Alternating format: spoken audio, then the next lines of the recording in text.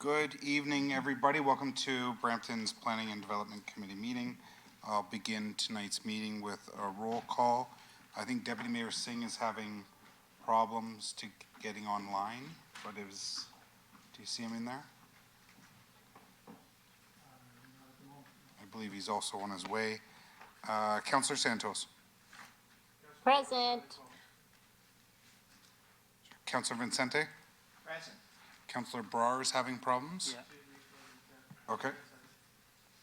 Councillor Keenan. Present. Councillor Medeiros. Present. Councillor Fortini. Present. Councillor Tour. Councillor Power. Present. And Mayor Brown is not present. Tell them to go to the second link or the first link. They're going to the wrong link.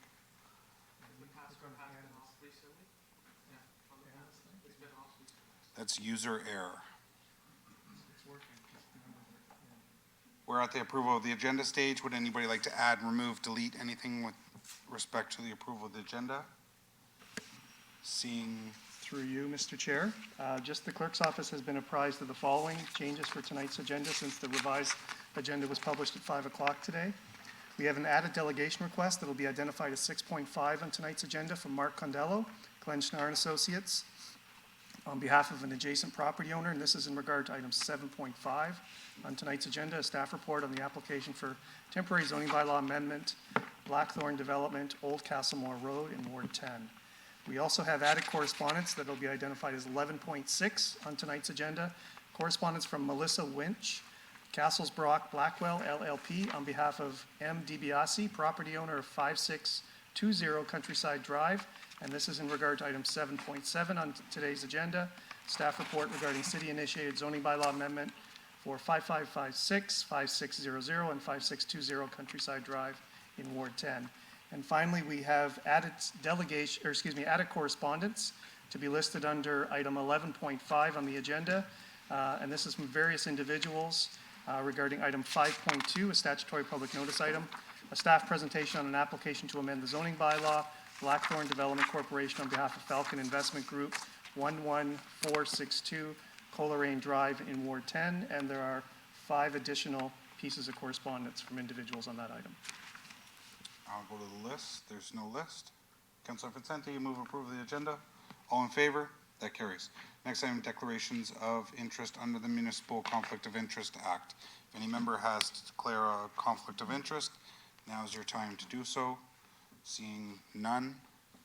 Our consent agenda. Our next item is a consent motion. As our process agreed by council, the consent motion is subject to a recorded vote. And I'll go through the items, starting with, I believe it's 7.1, right, Peter? 7.1, staff report, application to amend the zoning bylaw, Bousefields Inc., Dream Industrial LP 05200 Countryside Drive, Ward 10. Any members like to hold that item? Seeing none. Item 7.2 has delegations. 7.3, but I will ask if there's any member that'd like to hold that in 11.2. Staff report, plan of subdivision and application to amend the official plan and zoning bylaw, Gagnon Walker Domes, Centennial Mall, Brampton, Limited, 227 Vauden Street East, Ward 1. Anybody like to hold that item? Seeing none. Item 7.4, city-initiated zoning bylaw amendment to permit university, college, and accessory uses in downtown. Any member like to hold that item? Seeing none. Staff report. That one has a new delegation. 7.6 has a delegation. 7.7.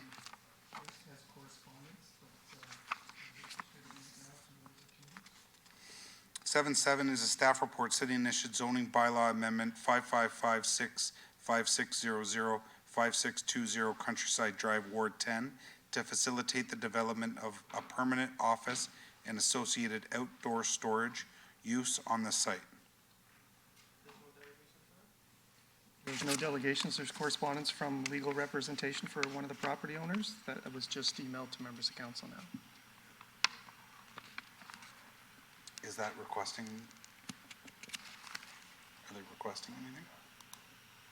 I believe through you, Mr. Chair, just bear with me here, I believe they're objecting to the recommendations in the report.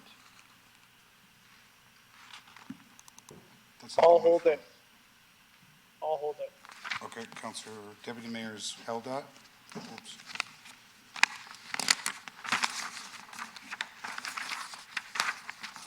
All in favor of the consent agenda? Let the record show that everybody supported the consent agenda.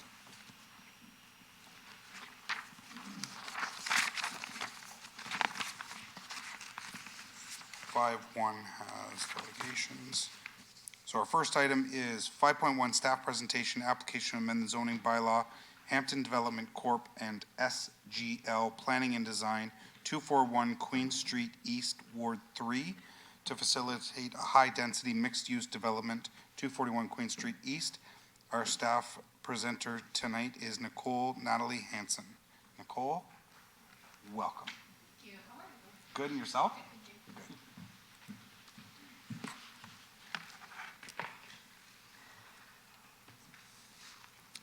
Hello, my name is Nicole Hansen, and I am the planner assigned to process and review this subject application.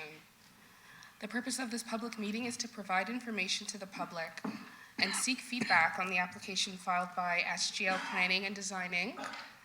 on behalf of Hampton Development Corporation. Next slide, please. The subject property is located in Ward 3, municipally known as 241 Queen Street East. The site is located in the south side of Queen Street East, between Kennedy Road South and Hanson Road South.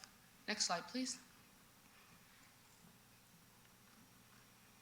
The slide shows an overview of the site. The surrounding land uses are described as the following. To the north, commercial, institutional, and residential. To the south, industrial. To the east, commercial. And to the west, commercial uses. Next slide, please. The site is currently vacant with no built form. The property fronts onto Queen Street East, which is envisioned to be a sustainable transit-oriented mixed-use community corridor supported by the Queen Street Bus Rapid Transit. Next slide, please. This slide depicts photos from the site visit that was conducted. Next slide, please. The proposed zoning bylaw amendment is to facilitate a mixed-use transit-oriented development consisting of 4 35-story towers and 1 4-story office building. Towers A and B will be oriented along Queen Street East. Towers C and D will be oriented along the north side of a new municipal road known as Street A. The office building will be oriented on the south side of the new municipal road known as Street A. Development of the site is set to occur in 3 phases and will incrementally introduce new residential, commercial, office, and institutional uses. Next slide, please. The following is a summary of the proposal. The lot area is 1.69 hectares. The gross floor area is 101,430 square meters. The number of buildings is 5. The residential units is 1,586. The floor space index is 5.99. Next slide, please. Prior to finalizing recommendations to council, this application will be evaluated for consistency with the Planning Act provincial policy statement, conformity with the growth plan of the Greater Golden Horseshoe, the Region of Peel official plan, and the City of Brampton official plan. Next slide, please. The lands are designated central area in the City of Brampton official plan, and it permits residential, commercial, and employment uses. The lands are located within the Urban Growth Center and delineated boundaries of the Kennedy Primary MTSA. An amendment to the official plan is not required to facilitate the proposed development. Next slide, please. The lands are within the Queen Street Corridor Secondary Plan and are designated as central area mixed use. Therefore, an amendment to the secondary plan is not required. Next slide, please.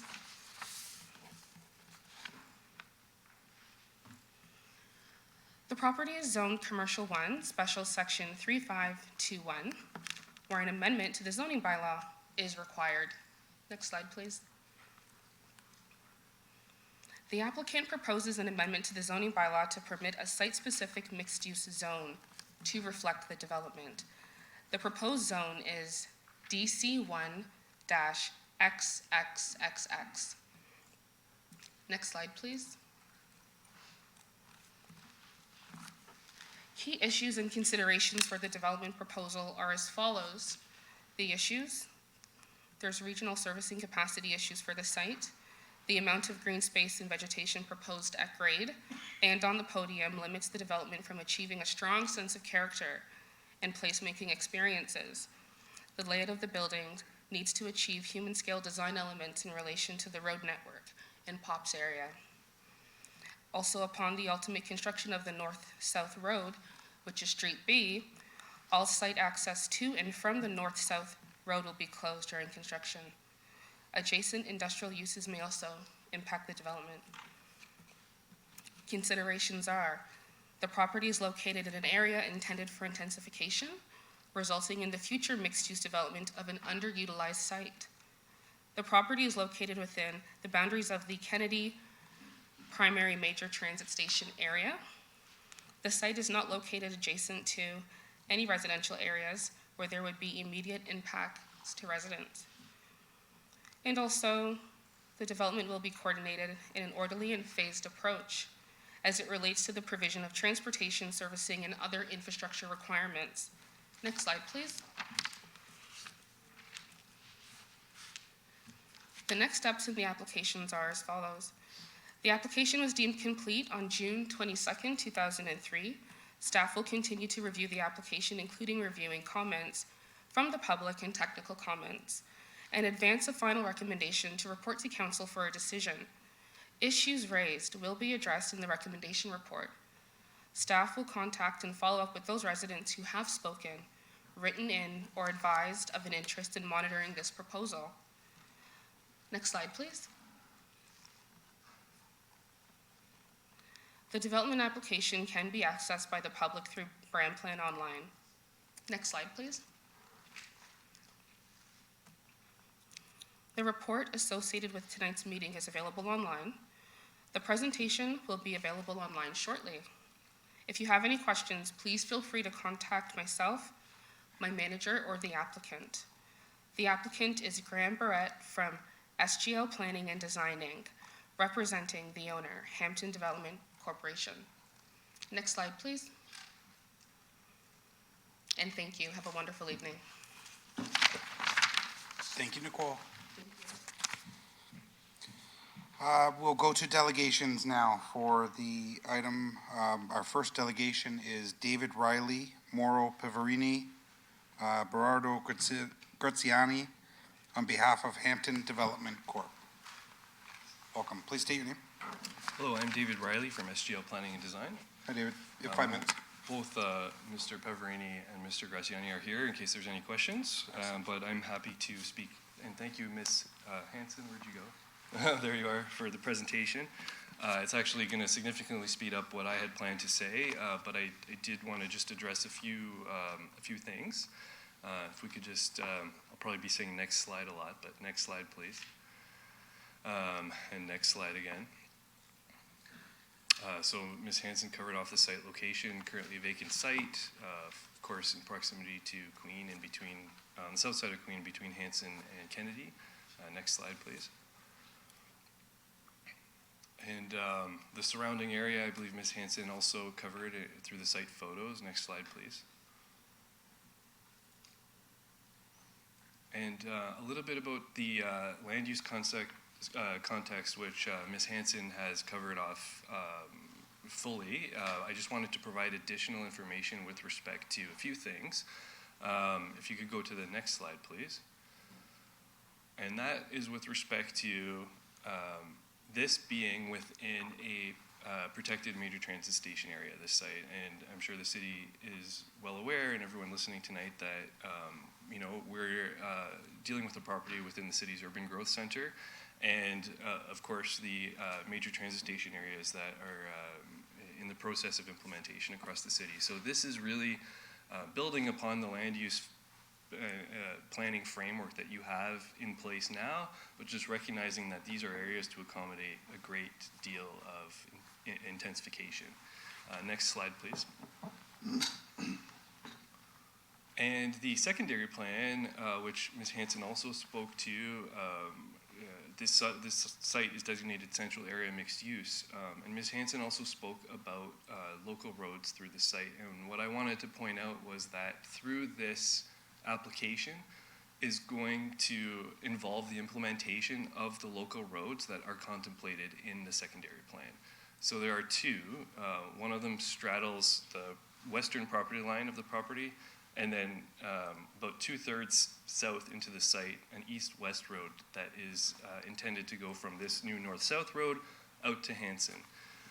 So those roads are going to be accommodated through this development. Of course, half of the north-south road will only be fully developed until when the property to the west eventually redevelops. And for now, half of that road will essentially be an access driveway, but it allows for the future implementation of the road in conformity with the secondary plan. Next slide, please. And I'll just skip over this. There's just some statistics on housing in the area indicating that there are, in my opinion, a need for apartment units, particularly where there really is no housing other than some recently built and proposed high-density units. It's going to be a high-density corridor to complement the very low-density residential uses that exist to the north of Queen. Next slide, please. And just building on the fact that this is a well-connected site in terms of transit. Next slide, please. And planned transportation along Queen Street, and of course, very near the GO station. Next slide, please. Ms. Hanson covered off the development proposal quite comprehensively. I don't have much to add to it at all. If we go to the next slide, I believe there's a rendering and just some highlights, our representation of what the development could look like. These are slender buildings, tower floor plates that are actually smaller than typical, so at 730 square meters.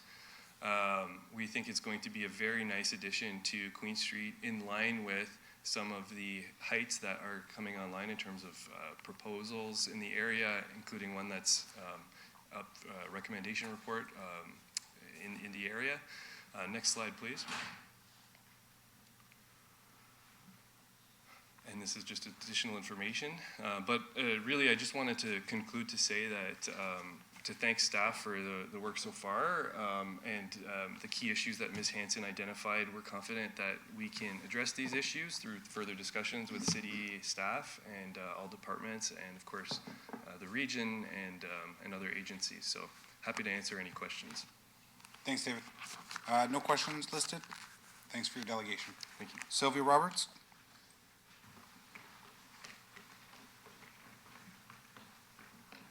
Sylvia, come on down, you have 5 minutes. Good evening. My name is Sylvia Roberts. I'm a resident of Ward 3. I've been by this site many times wondering when this blight is someplace someone going to do something with it. I have lots of experience taking the Kennedy and Queen buses right by the site. A little bit of extra context. Kennedy and Queen is, I believe it is the busiest intersection or the second busiest intersection in the city for transit that is not that's not a terminal. So it is very good transit service in both the Kennedy and the Queen, for both the Kennedy and the Queen lines. And so it's actually a prime location for even a higher level of development than generally for our MTSAs. The overall size of it seems roughly in line with what you'd expect from that. I do have a couple questions. Next slide, please. Okay, these blocks, I'm really interested in why it's talking about the city of Burlington. although maybe they just were a little bit sloppy and forgot to change out the blocks. Look, I've forgotten that in planning class, so it's only a conceptual plan, right? Not a big deal. They can fix it later. Also, the thing about the GO station in the Walmart, it's like, please, when you're sending stuff to the city, can you please make sure to bother to fix your title blocks and stuff? Next slide. Okay, now for a little bit less of the funny stuff. So right here is from the architectural plans, because I actually bothered to go through the architectural plans. That's what those title blocks are from. Here we can see that they've got lots of parking, and they've provisioned, hey look, there's bicycle parking for the one on the left side. If you look in the upper left, you can see the bicycle parking. And if you look at the one on the right, it's near the south side by the ramp. Decent, seems good. Next slide, please. So this is parking level 1. So they do have as much parking as the city, the bike parking as the city wants. Good. There's one minor problem. All of the bike parking is on parking levels 2 through 5. Okay, look, I don't know how to cyclist. If someone here knows who does a lot of cycling, can anyone explain to me how winded you're going to be cycling up 5 levels of parking ramp? I mean, once you've done that, you've already done your workout, and I don't think you're planning to go anywhere else. So if this was, say, Queen and James Potter, not a big deal, because if you're using it for recreational cycling where you don't need to get your bike out, not a big deal. But in this kind of location, this is actually prime for people to be able to get around by bike because of how much infrastructure is going to this area. The level of density will mean you have all your services when biking or walking distance. The city's planning to put in actual proper cycle tracks on Queen, so we should actually make sure the sites are properly set up for cycling as a viable mode of transportation. The city planner didn't do anything wrong. This stuff can all be taken care of at a later site plan stuff, and it's not something that has to be dealt with now, but I wanted to make sure to bring up issues like that. Next slide, please. So I was the one who kind of clubbed the city over the head, begging to override the planners, and please let's have lower parking minimums, and he did. I noticed this site proposes much more parking than a lot of other developments, like the one at Queen and Mississauga Road. It's like, hey, can we roll in with 0.55 parking spaces, which is really low, but here's asking for more than that, even though it's in an extremely good access from transit. So it's a lot, totally qualifies the bylaws.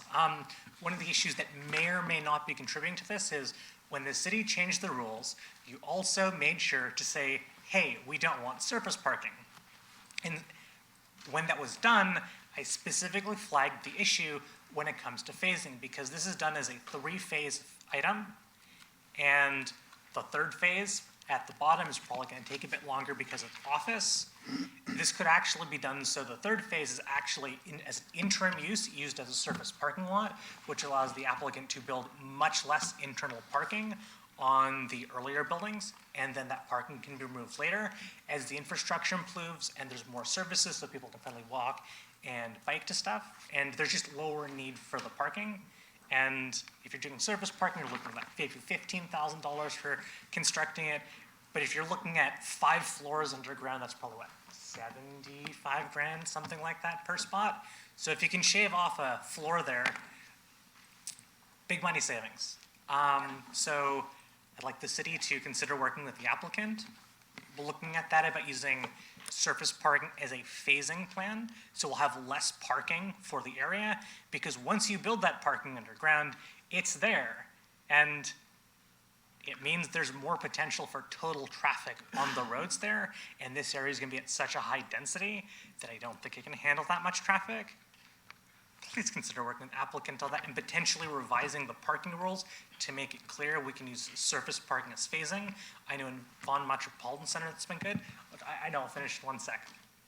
And yeah, so it's just all of that. And the bike parking needs to be moved towards the 1st floor because it's not practical. Thank you. Thanks, Harry. Is there anybody else that would like to delegate on this item here tonight?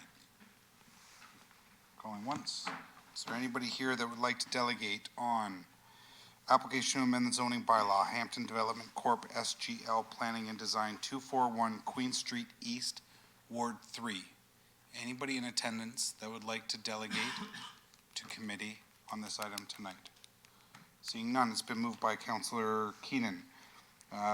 Receipt of the staff presentation and item 6.2, the delegations. All in favor? That carries. The next item is staff presentation, application to amend the zoning bylaw, Blackthorn Development Corp.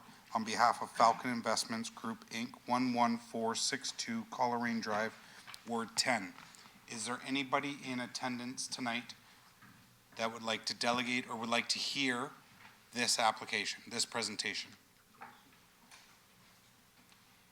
Is there anybody here today that would like to hear a presentation on item 5.2, the application to amend the zoning bylaw, Blackthorn Development, Inc., on behalf of Falcon Investments Group? Just with a show of hands, if anybody would like to hear a presentation. Seeing none, that item is adjourned. With the correspondence, 11.5. Our next item is public delegations. Item 6.1, delegation from Deborah Custerin, Brampton resident, on behalf of residents of Don Woods Court, Parcel C of Flintshire Building Corp. Group, Castlemore Golf Course and Country Club. Welcome, Deborah. Thank you. Thank you for giving me the opportunity to address this committee today regarding the construction on Parcel C of the Flintshire Golf Course redevelopment. I'm not sure how well informed this committee is on this development. The reason I'm here today is because I found it very frustrating trying to get information from the city, from the different departments. I'd like to ask this committee to address my concerns regarding this redevelopment. Initially, when construction began in our area this summer, the developer was accessing parcel B and C through the existing golf course land at the first bend of Don Woods Court, just before Southcrest Court. However, this changed and they started accessing parcel C from the cart path further down our street. This became very disruptive and caused an excessive amount of traffic, noise, and dirt on our street. I can see no reason why they cannot resume using the access point from the opening at the first bend or the road stub until the services are installed and the road is built. The recent response I received from the mayor's office does not even mention the access point at the first bend, which crosses between the two parcels. The new plan shows that the court will end at the bend, the new court, with green space, and no buildings will be built in that area. The City of Brampton should be making every attempt to mitigate the impact this new construction is having on our subdivision of 19 years. We've been there for 19 years, and now they're building new homes off our street to the maximum extent possible. Additionally, the developer should be required to give ample notice of any work that is scheduled in the area and the potential impact that it will have on our subdivision. Residents in the area should be kept apprised of the work and any changes that are being made to this plan. I've yet to receive any explanation from anyone as to why the city refused the developer access through the road stubs initially, resulting in an altered plan. In the future, the City of Brampton Planning Department needs to address the impact that 20 new houses being built on Parcel C will have to our traffic flow on Don Woods Court due to the lack of access from the road stub. This should involve additional speed limit restrictions and/or traffic calming devices in order to improve safety. Additionally, I would like to know who will be responsible for the repair of our street once the construction is completed. This is going to take, I assume, a couple of years, and it's very disruptive. And if the traffic was coming right off of Morel, right into that Parcel C, it wouldn't be disrupting our street at all. The fact that they're driving all the way around the street to get into a cart path that was there prior is very disruptive. So I've referenced the two reports that relevant Ontario Land Tribunal reports. On May 8th, 2019, the report from the Local Planning Appeal Tribunal, case PL 1760607, states in paragraph 17 that the city has failed to make a decision on whether it will permit the road stubs to be used as access and servicing locations to parcels B and C. Paragraph 20 also states that if Flintshire does not acquire the road stubs, the engineers agreed that alternative arrangements would have to be made, and Flintshire would file an updated functional servicing report consistent with the identified necessary changes. This was submitted and went before the Ontario Land Tribunal on February 16th, and it was refusal or neglect of the City of Brampton to make a decision. That was the subject. This resulted in a change to the plan, which has caused a huge impact to future traffic on our street for 20 new houses. At no time during this process were any of the residents informed of the changes. The original signs were left up in the subdivision showing the previous plans only. Every response that I've been given is that the interested parties were given notice of this. All residents that are being impacted by this construction should have been kept informed and up to date by the City of Brampton. It is certainly not the responsibility of the residents to inform other residents in the area. I would like to see the attention to this matter and try to mitigate the impact on our subdivision. We've lived there for 19 years, and now they're doing construction of 20 new houses behind the homes across the street. I don't know how familiar everybody is with the issues that occurred regarding this redevelopment, but it was ongoing for many years. This fight started back in 2016, and we have not been kept up to date on what's been changed. So I would appreciate being kept up to date and having all the residents kept up to date. Thank you.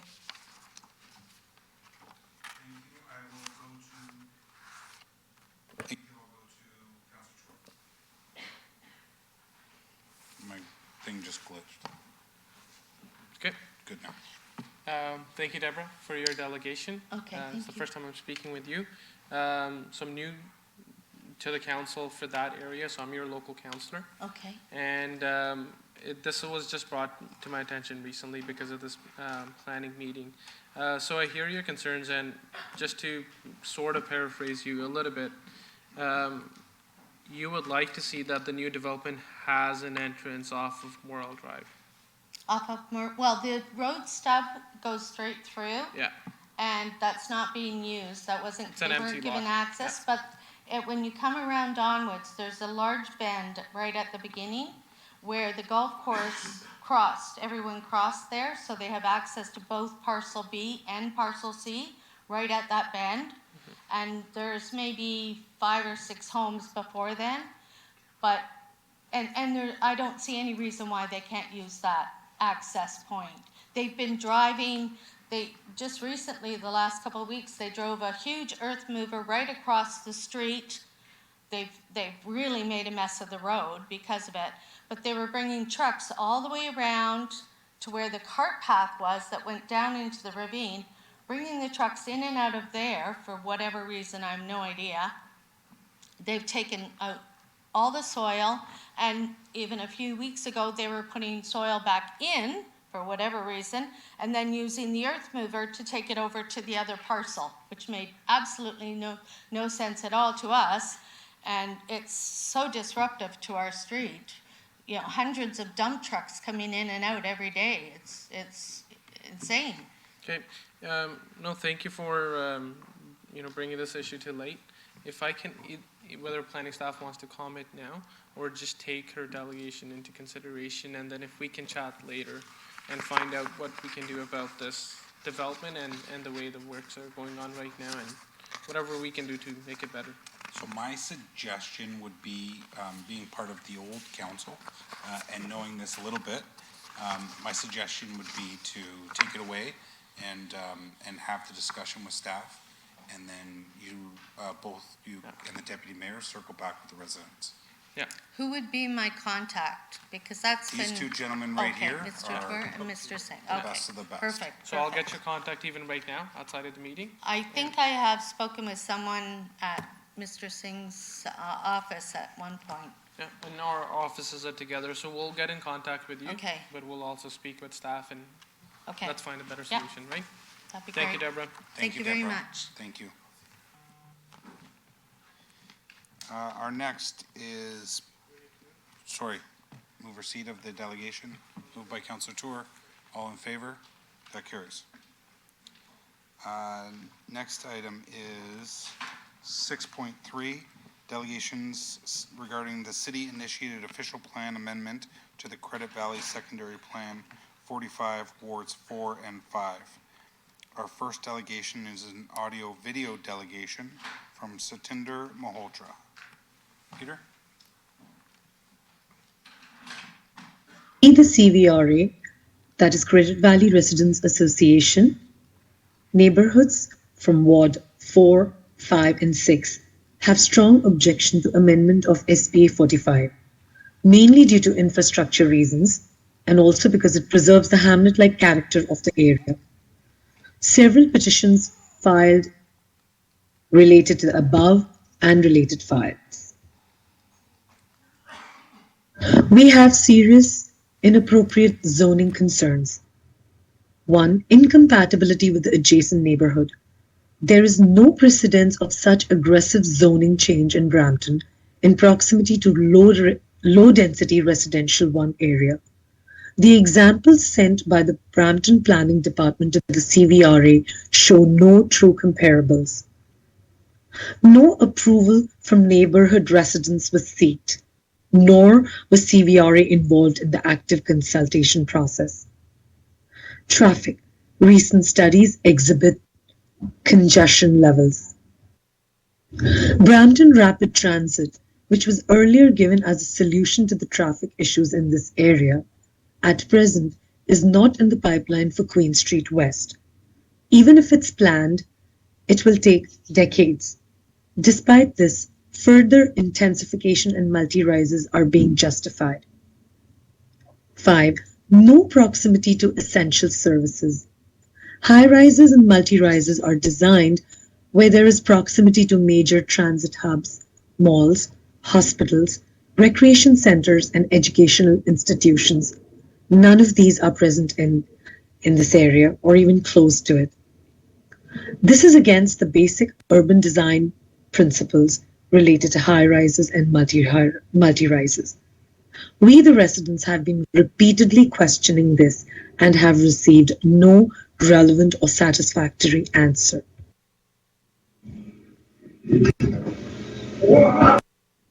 Other inappropriate zoning concerns. Stormwater management and wastewater management.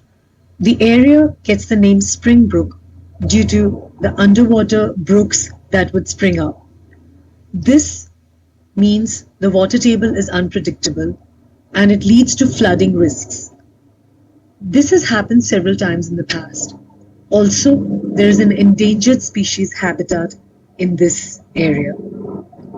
Schools don't have adequate places. More and more portables are increasing the inconvenience and risk to the student. Affordable housing claim has no evidence. Squeezing sensitive infills with high density. Bad planning today can affect future of Brampton adversely. Urban Design Guidelines document. No reference of a comprehensive urban design guidelines document demonstrated by the Planning Department during assessment of developmental proposals. We want sustainable development and appropriate zoning. The general public is especially concerned about these issues after the Attorney General's recent report on the Greenbelt zoning. Province mentions targets but does not dictate areas of intensification. Municipalities have to be responsible for their own jurisdictions. Today's bad planning can lead to tomorrow's chaos, so it has to be avoided. Thank you. Next delegation, Jackie Chiesa.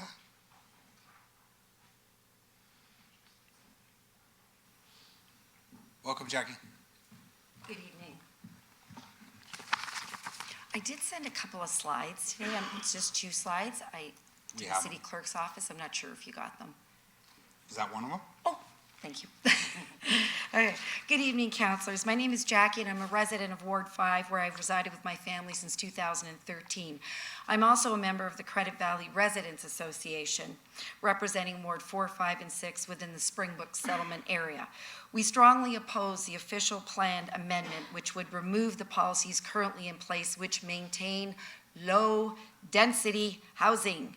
Amending this plan would alternatively pave the way for high-rise buildings ranging from 10 to 16 stories. The proposals just to date for these high-rise present thousands of people converging on a fully developed residential neighborhood. In a recommendation report requested by you, Brampton Council, only 3 short years ago, an extensive study was prepared by WSB Canada for Brampton Planning. They reviewed stormwater management, wastewater, and functional servicing. Brampton's own Claudia LaRota, policy planner and building and economic development department, concluded that it was in the public's interest that the redevelopment within the Springbrook area is of a scale and built with existing low-density residential and commercial uses appropriate for historic hamlet. We are not against development, as we know there is great demand for housing, but the housing being developed has to be appropriate for the area, and the recommendations of your own Brampton Planning should not be ignored. We believe the council is here to collaborate and support the residents of this neighborhood. We have been challenging this amendment for several months, but it's fallen on deaf ears. Brampton Council could and should maintain the recommendations of this 2020 report, thereby maintaining low density. Why are you ignoring this report? It has become very apparent that allowing this amendment would open up all the proposals in the area for developers who are going to pulverize this area with overdevelopment, ultimately having devastating impacts on the area. This high degree of intensification on small pieces of land can be stopped by council. We aren't suggesting you don't allow these landowners to develop, but it has to conform to the studies that Brampton Council has already received to follow those recommendations for the Springbrook Tertiary Plan. As you can see from the outline here where all these lands are proposed, it is completely surrounded by residential that's completely being developed. I just cannot understand. There is absolutely, I live right here, there is no infrastructure to support it. There isn't a grocery store, a bus terminal, a gas station, or a convenience store anywhere along that area for high-rise buildings. On March the 1st, we're trying to understand why Brampton Council refused to amend the official plan and zoning bylaw for the Rotary Club at 1857 Queen Street West, located on the south side of Queen, where the blue arrow is, west of Mississauga Road. This is the exact same Queen Street corridor as the Springbrook Tertiary area with the same infrastructure requirements. The reasons Brampton Council refused this development was for the following reasons. This is not compatible with the character of the surrounding area. We are that area. The proposed height and density are not consistent with the other developments within the Queen Street West Tertiary Plan. We form part of the same corridor. Even if the buildings proposed were of higher density, high-rise buildings between 10 and 16 are just not appropriate. The proposed development will create undue negative impacts on the surrounding community. We are that community. The lack of consideration by the applicant to the input received from the public. We have also not received consideration. As anybody who knows who lives in the area, traffic is a huge problem. The area cannot handle more congestion. For anyone who lives in the area over the last 4 years, there has been thousands of homes built north of Queen past Beauvard. Mississauga Road is the main artery for those homes. It is also the main access to Queen Street West between Mississauga Road and Credit View. Traffic during peak periods coming north now starts at Steeles and runs right up to Queen. Why is Brampton Council allowing old traffic studies prior to 2019, which do not reflect the current state of traffic in our area. These reports also indicated there is congestion on Queen Street West and Mississauga left turning lane. Why is this being ignored? Even though growth rates were used, why is existing congestion around this development site not being acknowledged? Does planning believe that the growth rate of 3% adequately reflects the increased growth rate of residents based on the number of high-rises proposed for this small area? The traffic impact study indicated the northbound and southbound movements at Mississauga Road and Queen Street West are over capacity. Again, why is Brampton Council allowing for high-rise that cannot be accommodated with the existing roadways, which cannot be widened any further? The report concluded that Mississauga Road and Queen Street West would exceed capacity by 2026 and suggested that the region of Peel widen Mississauga Road. It appears the responses received from Brampton Council are evading responsibility related to the traffic situation within the area. However, these concerns should have been discussed in detail with regional counterparts as it ultimately impacts the residents who live in this area. City representatives should be advocating for their residents as they have more insight on infrastructure concerns within the city.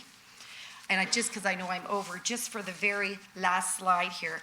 This slide, I've been to a few developers' meetings, and this is called a built form transition and angular plan, and it has this 45-degree angle on it. And developers are saying that house right there, the picture below was taken from that window in that house. So that greenhouse, the white top you see, that's 10 feet high. So what I hear from developers, you're never even going to see those two buildings. So it's an absolutely ridiculous statement that these angles, just because there's a slight slope on the street, that these high-story, 16-story buildings are not going to be seen by residents, and that the trees that they show right there are actually going to block. There will be no sunlight. There will be shadows. There will be privacy invasion. We have the right for the pleasurable enjoyment of our properties, and that's what we're asking for. Please avoid it. As you're all aware, Doug Ford has recently backtracked on his decision with the Greenbelt. You can do the same. You have time. Thank you very much. Thank you. Our next delegation is Ramoljit Sandhu.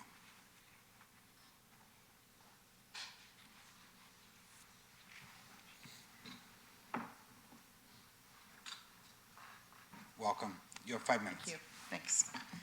I pretty much have the same concerns as my neighbors do. And I think where she was stopped, Jackie, what has been taken back from Doug Ford should also apply to the City Council.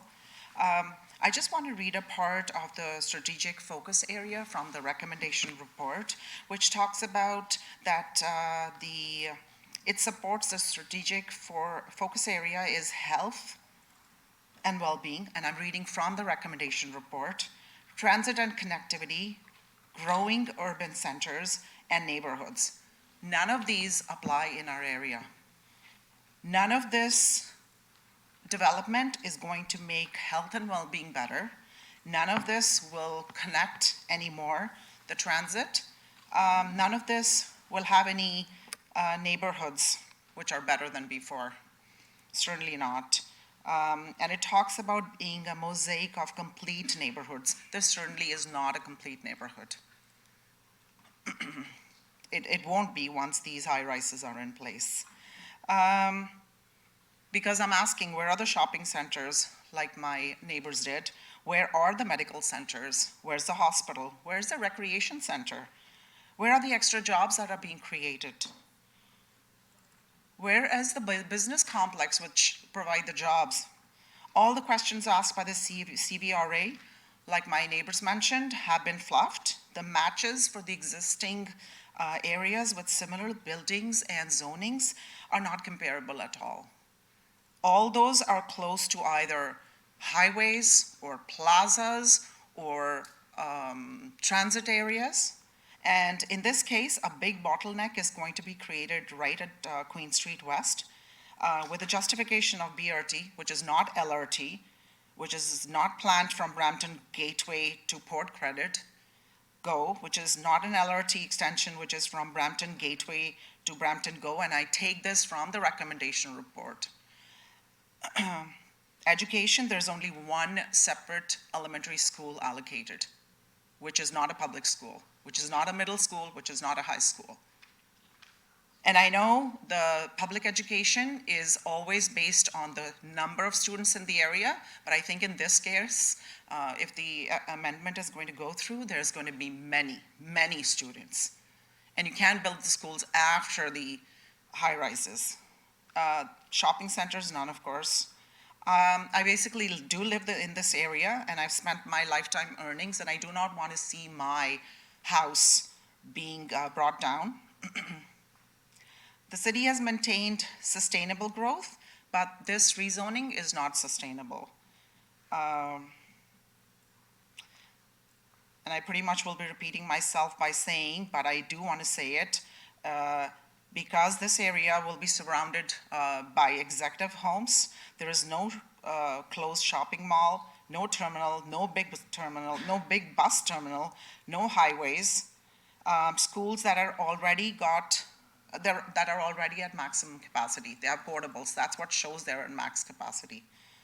No medical center, no hospital. Our councillors are highly concerned with the housing, which is great, and I know housing needs to be provided, but why mid and high rises? Why not more houses which are more compatible to our homes, existing homes? And why a spot which is so far from all the infrastructure?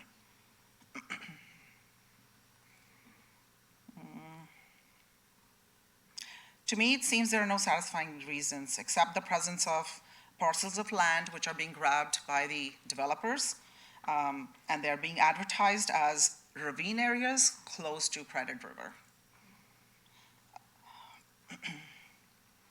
At the end, I just want to say that we are not living in an underdeveloped country. Our infrastructure cannot be developed after the housing comes up.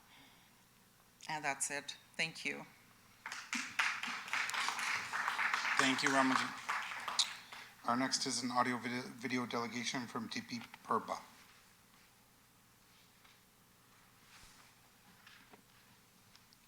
Hello, my name is Deepi Purba. I'm a member of the Credit Valley Residents Association. As a resident of Ward 5 living within the estates of Credit Ridge, I am one of hundreds of residents that will be negatively impacted by the city-initiated amendment to the Credit Valley Secondary Plan. Over the last year and a half, concurrent to this proposed amendment, many development applications that propose medium to high density on the lands outlined in this amendment have been submitted to the city. My neighbors and I have repeatedly participated in public consultation meetings and submitted petitions signed by hundreds of residents that highlight concerns we have with respect to those applications. The subject lands that will be impacted as a result of the city-initiated amendment to the Credit Valley Plan are directly adjacent to the estates of Credit Ridge, a low-density residential one community, meaning it consists of only detached homes. It is also classified as an upscale executive housing special policy area. Residents are aware that in 2018, the city hired WSP Canada to help identify how the subject lands within this amendment should be developed. WSP Canada did not recommend that the lands be rezoned for high density. In fact, city planning also supported WSP Canada's recommendations and presented this in their recommendation report at a March 2019 City Planning and Development meeting. These aggressive zoning changes being proposed do not make any sense. Our area is not suitable for medium to high density. It is not near a major transit station. It is not near a post-secondary institution. It is not near a hospital. It is not near a provincial highway. Our area is not located within a downtown core. It is not surrounded by retail or industrial lands. It is not an older neighborhood where revitalization would be taking place. In fact, Mr. Alan Parsons from City Planning confirmed that there are no comparable areas to the Springbrook settlement area within Brampton where 10 to 16-story projects have been approved or completed. City Planning provided examples of development projects within other cities where 10 to 16-story projects have been approved. And guess what? None of them were true comparables to our area. None of those examples were 16 stories. They were actually less. Many were located in downtown core areas, near major transit stations or a subway line, close to a university. They were either in areas where revitalization was taking place due to the neighborhood being 40 plus years old, or in greenfield areas where new mixed communities were being developed. Many of these multi-story developments were also surrounded by retail and industrial lands. Our community is confused and upset. Why is there a push for such aggressive zoning changes in this specific area when we don't have examples of it anywhere else in Brampton or in other cities? I hope that City Planning and Council will reconsider their position on this proposed amendment. Thank you for your time. Our next delegation is Samir Shah. Samir? Welcome, Samir. You have 5 minutes. Thank you. Good evening, Mr. Chair and council members. I prepared this presentation, and as you can imagine, with all the previous delegations, most of the points are going to be repeated. So I'll skip through some slides. However, just to give visual reference, I would suggest to go through some of the slides very quickly for visual reference. Multiple delegates have represented what has been the history of this area, how this area has been developed specifically and spatially. So you can see and catch up with these slides. If you go to next slide, earlier one of the delegates, Ramaljeet, as well as other members mentioned about well-being. This is the data which is not up to date, but it very well reflects how the well-being score of this neighborhood has been and how it was originally developed, to keep that in mind, and hopefully that would be maintained going forward.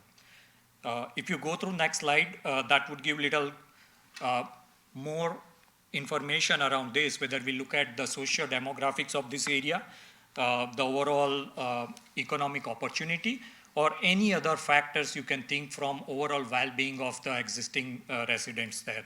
I would highly suggest the planning team to councillor to go through Brampton GeoHub site and look for themselves. Hopefully they have up-to-date data, which I didn't get chance to get from this year.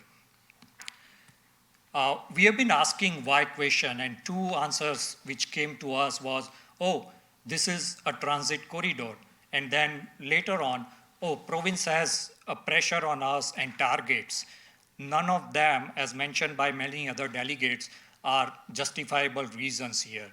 So if you go through a couple slides next, you will see what was the status of Metrolink project, where Queen Street West still being the study area, as well as if you go to next slide, you will see there are already some technical constraints which were identified Metrolinks as of last year when we had public consultation with Metrolinks. I know they are still going through that process and they are still building their business case as well as technical feasibility. I would just like to request the planning team and council, please don't make that as an excuse to develop this existing land or piece of land surrounding the executive neighborhood. What I wanted to do today is, rather than repeating all the aspects, I also wanted to give visual reference, again from City of Brampton website. If you go to the next slide, there are statistics which shows where are we today. Well, actually not today. This is from 2020 numbers on first slide. And if you go to next slide, you will see there are some improvements there. I would definitely say kudos to the bylaw compliance team. They have achieved that target 100%. I can also see there is good progress on overall 311 and FOI numbers compared to 2022. Good job there. Whoever is involved, please continue doing that. However, you can see that transit on-time performance has decreased. And the most I would say concerning deterioration is of the fire response times. And keep in mind, these are the numbers which are not with respect to the proposed high density development in this area. So just to put things in perspective, where we end up, where we will be ending up as a city, if you go to next slide, just to give another visual reference, which we have been asking, this is the block, and all these green boxes or polygons you see, they are various applications in development or in consultation phase. And what CVRA has been asking for almost a year now, where is the consolidated report? To bring back to the subject topic for today, SPA 45 amendments for variety of reasons, as well as please refer back to CVRA correspondence from last week with the 9-point questions which were attempted to be answered by planning team, but not to the satisfaction of Credit Valley Residents Association, as well as almost 280 members of CVRA as of now. So please look into that, and you can skip through next slide, which again highlights some of the list of all this development, and I think it should be referred on the city website or planning website itself rather than static slides. I would like to skip a couple slides, and what I would like to highlight there is, few highlights from Brampton 2040 vision. If you go to that slide, couple more slides, please. It would be probably difficult to read from that screen, but everywhere you see those green highlights, it highly recommends to do public consultation, collaboratively working with public rather than just giving them 5 minutes of delegation time and question answer period at the end. So my ask here to conclude is, when are we going to align all the stakeholders responsible, accountable for development of city of Brampton and work closely with the residents as suggested in the 2040 vision executive summary? We haven't gone any such collaborative consultation yet, and we are still hopeful that that would be brought in the process. With that, thank you for your time. Thank you very much for your delegation. Jasbir Singh. Jasbir?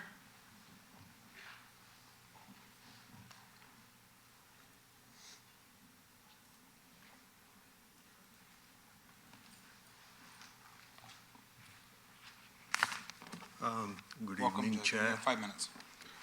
Thank you. Good evening, Chair, councillors, and my CVRA residents. What has been said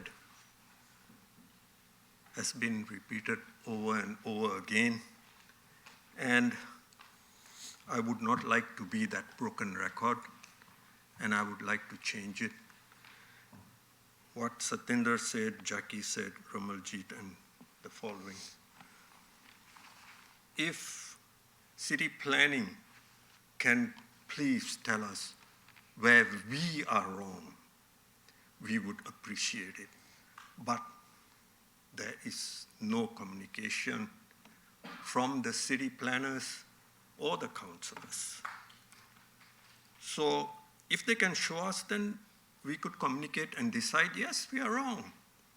But there is no such thing. It hasn't happened for the last few years that I've been coming here.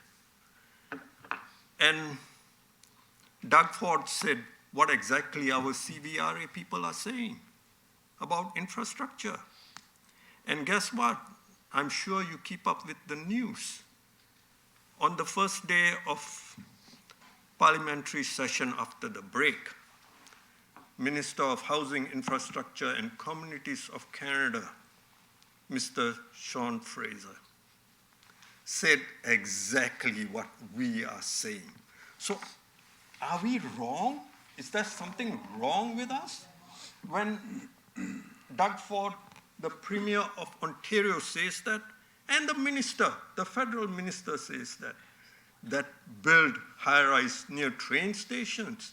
This, I'm quoting him, bus stations, interchanges, school, educational institutions, hospitals, and services. Exactly. Thank God he's repeating us. So where is the city on this? Why has the city to be different? Is there something wrong, or I don't know what is happening. There is a breakdown immediately as we hit the city. Then it's a total breakdown. So I would like to, we, the CVRA, communicated with province, and they told us, that's fine. Ask City Council to give us in writing that this is what City Council said that the province wants them to do. That's from the province. And we would communicate with the minister on the federal level too and say where we are going with ourselves, because we are still in Canada. We are not a special zone that is Brampton. And the Minister for Infrastructure said, he mentioned this, bottlenecks. I'm picking out the important factors that we need. Why are bottlenecks caused? Because of inadequate infrastructure and bad infrastructure, which causes public safety. So I could go on, but they have repeated it. We have our 9 points. Please go through the 9 points that we sent you. And we would really appreciate it. And on a lighter note, because this has been heavy, always numbers, all the time it's numbers, and nobody is digesting these numbers. Why? We are thrown so many numbers, and we researched everything, and we came back to you people, but there is nobody of you, none of you digesting it. So on a lighter note, I spoke to residents, seniors. Look at me, I'm a senior. So they were all saying that, you know, I do not understand City Council, because I go online and we watch it together. We watch this show together. They say, none of the councillors speak. None of you speak. And they are so surprised.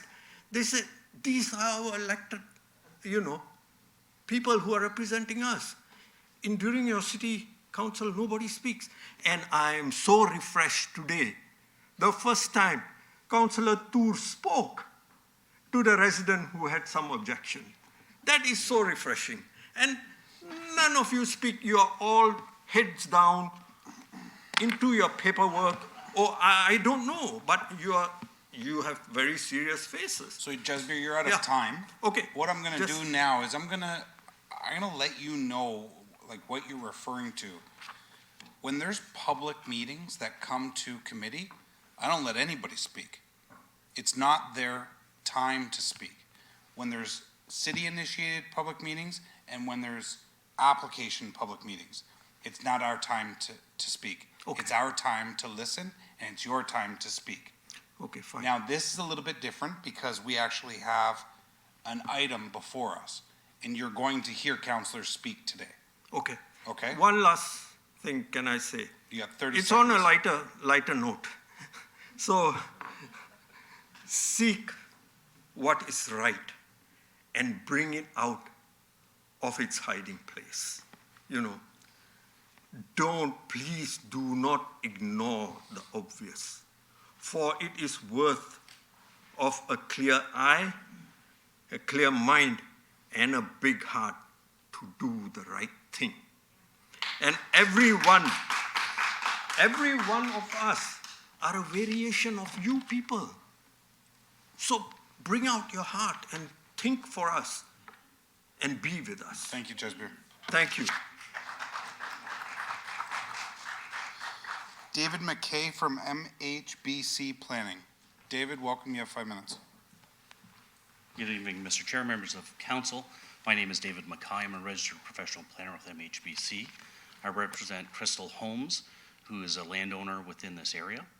I'd like to thank staff for working with the landowner group and our client to come forward with solutions to allow for development to occur in this area, including for future infrastructure investments by our client, as well as other landowners, to make the vision that council has set forward for this area for intensification. And in my opinion, a reasonable amount of intensification. We have provided commentary through our client solicitor with regards to some, I'd say, wordsmithing that needs to occur, and we'll work diligently with staff on some of that wordsmithing with regards to cost sharing and infrastructure delivery, but we think we're there and we're very supportive of the staff recommendation. Thank you very much. Thank you for your delegation. Councillor Keenan, you move receipt of the delegations. All in favor? That carries. Our next delegation is Ian Andreas Goodman's delegation application to amend the zoning bylaw, Weston Consulting, 253 Queen Street East, Inc., 253 Queen Street East, Ward 3. Ian, welcome. Thank you. Good evening, Mr. Chair, members of committee. My name is Ian Andres. I'm with Goodman's LLP. I'm legal counsel to 253 Queen Street, Inc., the owner of the property that's subject to the rezoning application being considered as item 7.6. We're very excited about the application before you tonight. It's one of the first high-density mixed-use developments along this important stretch of Queen. It's poised to bring over 1,000 new residential units and a large amount of retail and office space to the corridor. And although the application was submitted over 4.5 years ago, our client's been very patient as it worked its way through the system, and we're grateful for the efforts of city staff to get it over the finish line. We're pleased that staff are recommending approval, and we are very much hopeful that this committee and city council see fit to approve too. As I'm sure you know, this stretch of Queen is designated as an urban growth center in the provincial growth plan. This is the highest order designation in the provincial intensification hierarchy, and it's existed since the first iteration of the growth plan 17 years ago. And I raised that, and I actually dusted off my old copy of the 2006 growth plan and bought it, because you can see that downtown Brampton is identified as an urban growth center 17 years ago already. And even that original growth plan had policy language talking about the need to coordinate infrastructure planning to ensure it's available to accommodate growth. These policies have been in place since 2006. So against that backdrop, we were astonished to learn just last year that the Region Appeal said there was no sanitary servicing capacity available along this stretch of Queen Street. I know this is something that's been debated a lot at Regional Council and at City Council lately, and I would just remind everyone that the growth plan is forecasting the region to grow by over 2 million people to accommodate over 1 million jobs by 2051. I understand the city's pledged to build 113,000 new homes by 2031, and yet the infrastructure has apparently not yet been planned to accommodate even 1,000 homes within the city's primary growth area. So this was a shocking revelation to me. It's tremendously unfair that applicants like my client are now left having to wait for the upper tier municipality to catch up and deliver the necessary servicing infrastructure on a project such as this one, which is a poster child for intensification in this area. But in any event, it is what it is. We of course recognize that bathtubs have to drain and that toilets have to flush, and we understand that before these buildings can become occupied and operational, the sewer upgrades need to be in place. We also understand that regional staff are planning to bring forward a budget request by the end of this year to update its master servicing plan to ensure there's a capital allocation in place. So the reason I'm here today is to request a change to the form of zoning amendment that's before you in the staff report. I also submitted a letter on Friday, which is part of the revised agenda that I hope you've had a chance to read. And the issue is that the region has requested the city to impose a holding symbol on phase 1 of the development until the region's commissioner has confirmed that a satisfactory master servicing plan is in place. And we are troubled by this request for a number of reasons. First, the language of the holding provision is vague and uncertain. I don't know what a satisfactory master servicing plan is. My client has already waited 4.5 years for its zoning application to come forward for approval, only for the region to flag as such a major concern 3.5 years into the process. Secondly, as you know, the region is scheduled to be dissolved in just over 15 months, and we have little confidence that we'll be able to clear this condition expeditiously given the track record to date. Third, the removal of a holding symbol requires a separate planning application process with associated expense and delay.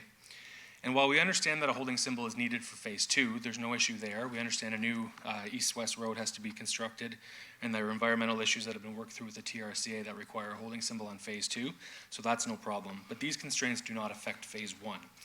And the financing for this project has been extended already, and our client is left with if our client is left with an uncertain holding symbol on phase 1 that we have no control over, the project may have to be canceled in its entirety. So that's what we're trying to avoid. That would be the worst possible outcome, not only for my client, but also for the city and the public interest.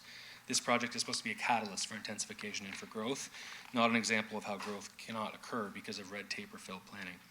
So fortunately, there is a simple solution that we have proposed and that we hope you see fit to endorse.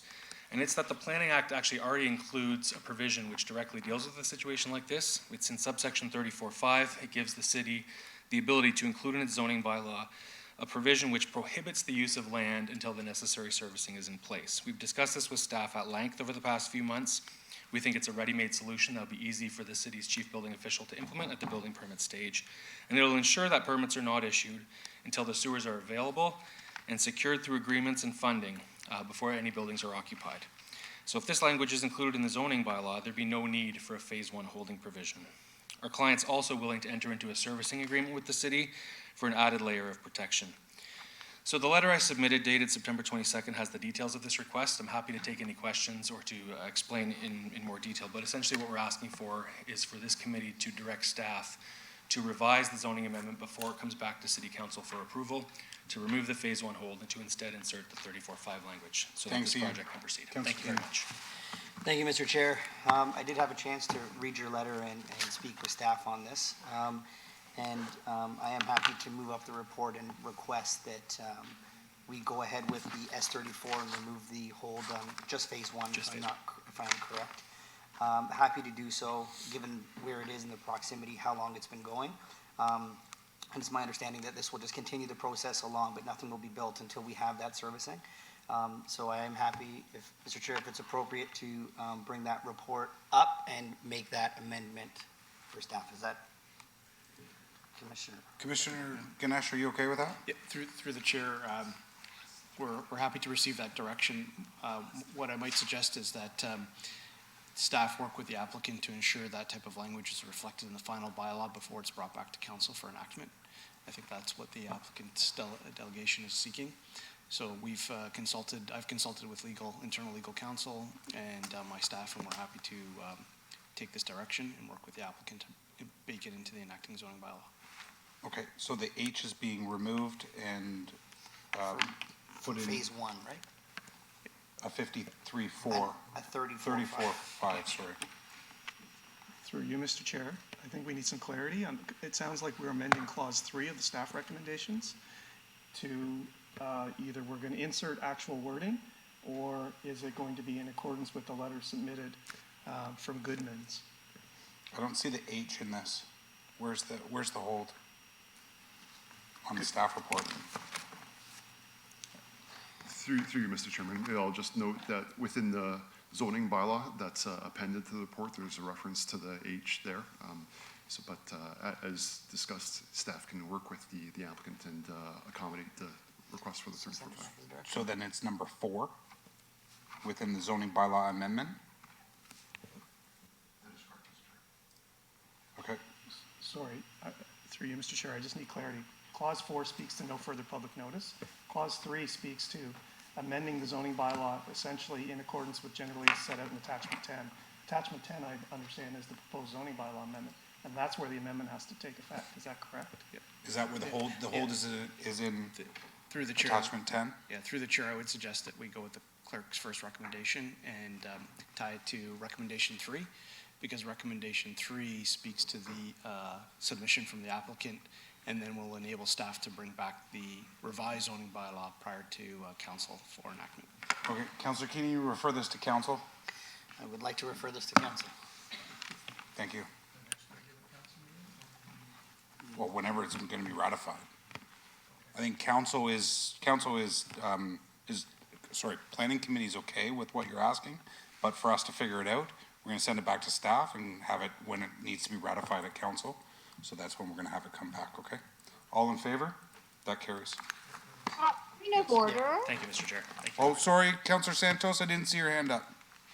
Oh, so sorry. I thought this was the other issue. All good. Sorry. Okay. And we'll receive the delegation. Thank you, Ian. Our next is the added item 6.5, delegation from, I didn't write down the person's name, Mark Candela. Mark, welcome. Come on down. Regarding 7.5. Yes, good evening, Mr. Chair. Mark Candela from Glenshire and Associates here on behalf of 47-1 Country Properties Limited and Castlemore Country Properties, a subsidiary of Country Homes, who owns lands at the northeast corner of Clarkway Drive and Castlemore, just west of 5254 Old Castlemore Road. Country Homes has advanced a site-specific application to facilitate a residential subdivision that is generally in keeping with the area's secondary plan. And with regards to item 7.5, we are asking this committee to defer this item to allow my client the opportunity to meet with city staff and the applicant to ensure their concerns regarding noise and visual impacts on the future residential lands have been sufficiently addressed through the application. This is a bit of a unique scenario where you have a land use interface between industrial and residential. We just want to ensure everything has been addressed prior to bringing forward a staff report to Planning Committee. And those are my submissions. I'd be happy to answer any questions. Thanks, Mark. I'll go to Councillor Tour. Councillor Tour. Mr. Condello, thank you for your delegation. Did your client have a previous opportunity to speak to staff, planning staff about this? We did submit correspondence through the statutory public meeting raising these concerns, but we hadn't had a chance to meet with staff or the applicant.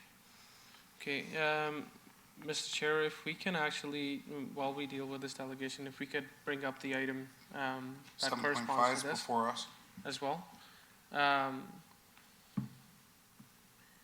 I believe maybe Commissioner Ganesh, the item 7.5, that is that has an H on it as well, right?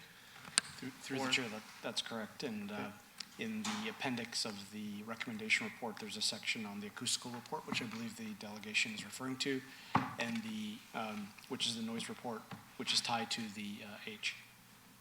And therefore, staff are recommending that the H not be lifted until that noise report is to the satisfaction of the city. Okay. Just to allow, this development for country homes is a significant development as well in the area, to allow them time as well to work with staff on this. I want to make sure we get this right, because when you mix residential, industrial, don't want to get in the middle of it. If we can then defer this item here, we can receive the delegation, and if we can defer the item till staff has had opportunity to work with Mr. Condello's client.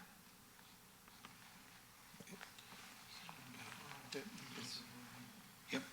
So members of committee, you have deferral before you. All in favor? That carries. Thank you for your delegation. Okay, now, delegations are all done. So we're going to go back to 7.2. The city initiated official plan amendment to the Credit Valley Secondary Plan 45, Wards 4 and 5. Members of committee, you have before you the staff report. And I'm going to go to Councillor Santos. Thank you. Through you, Mr. Chair, to the staff. We've been back and forth on the development of this particular area and applications around this area for a few years now. Can you just, we received a number of correspondence, et cetera, from residents and delegations with some key questions. If staff can just summarize the response to address some of the questions and concerns brought forward by residents, that would be appreciated, just to put it on the public record. Sure. Through the chair, I'll start and then defer to staff for details that I may have missed. When I reflect upon the comments made by the delegations and look at the written correspondence over the last several years, I would categorize their concerns in the themes of changing legislation. We saw today different types of applications looking for intensification throughout the city. In recent years, in particular, the province has imposed legislation upon municipalities to build homes and intensify along key areas. But the province has also provided legislation through the growth plan to ensure that that planning is done in a comprehensive manner and is done with respect to the existing development. This tertiary plan that Planning Committee has before you tonight was designed to look at a number of things.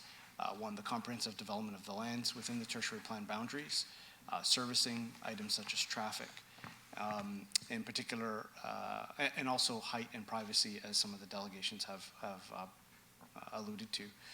Staff have done the various studies and worked with the landowners to bring forward a comprehensive servicing plan, looked at 45-degree angular planes, and put in a policy framework that supports the changing provincial legislation to build more homes, to intensify along our corridors, but also have context-sensitive design principles to respect some of the existing built-up areas.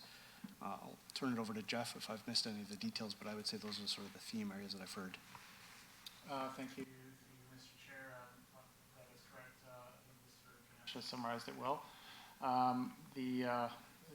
The recommendation report we brought forward May 3rd, we were directed to go back and include a provision to undertake a comprehensive functional servicing report. That was done jointly by all developers, known developers in the area. That has been done. We had 15 meetings, between staff and the developers. Our planner, Neil Chatta, was involved in coordinating those meetings. The region attended those meetings. We also provided correspondence to the Conservation Authority. The main elements of the functional servicing report are water, sewer, and stormwater. So this being a natural heritage system, obviously we're very cognizant of that and protecting that. So that was a key theme of that particular component. Regarding the angular plane, that's with regards to stepping down to the low density areas. So that provision is in the tertiary plan, and those studies were done by Alan's team to show there were no significant impacts on that. In addition to that, there are clauses in the tertiary plan that there is some extra ability of discretion for us to regulate beyond the angular plane as well on a site development application basis. Transportation concerns have been expressed by residents through to planning, and those have been responded to by Alan, and there have been several traffic studies done for 2 applications that are currently in the works and will be required for other applications going forward. So we understand the residents' concerns from 2020 where we were. This has been going on since 2007, where Ms. LaRota, who's also on the line, can answer questions. From a low density to what you see today. And part of that is the changing legislative shift that we've seen at the province, Bill 108, Bill 109, Bill 23. All of this has happened within a 3-year time frame. And it's put, I would say, quite a bit of pressure on planning staff in terms of finding how we can achieve some kind of balance, recognizing the adjacent neighborhood interests. So we very much feel for the concerns of the residents, but they're not unlike what we're seeing in other parts of the city. Certainly, when we talk of high density, we should probably qualify that in saying we have a medium-high category.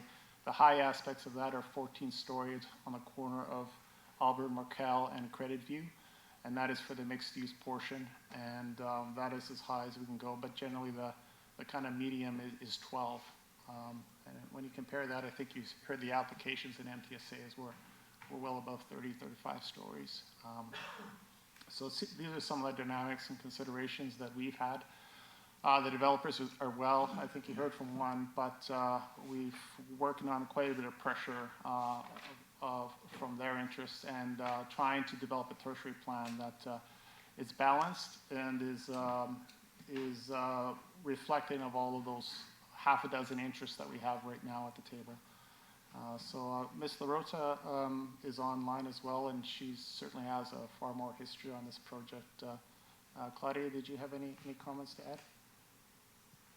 Thank you, Jeff. Good evening. Through the chair, I guess I just wanted to add, there has been some discussions about the environmental sensitivity of the area. And I just wanted to mention, we are aware of those, and our tertiary plan does keep in mind the appropriate setbacks to the natural heritage system that is demonstrated through the woodlots and the system that is being shown as part of the tertiary plan. So we are well aware that this is a special sensitive area in terms of the natural heritage system, but as has been reflected as part of the work that we're doing as part of the tertiary plan. So I just wanted to mention that. And in terms of the Red Side Days, that was something that was brought forward to us a few years ago when we started the planning of the tertiary plan. But the ministry has confirmed that this specific portion of the Springbrook Creek is not affected by the Red Side Days. So that's also something that we have considered, and that CBC has confirmed that there's no impacts in that area as well.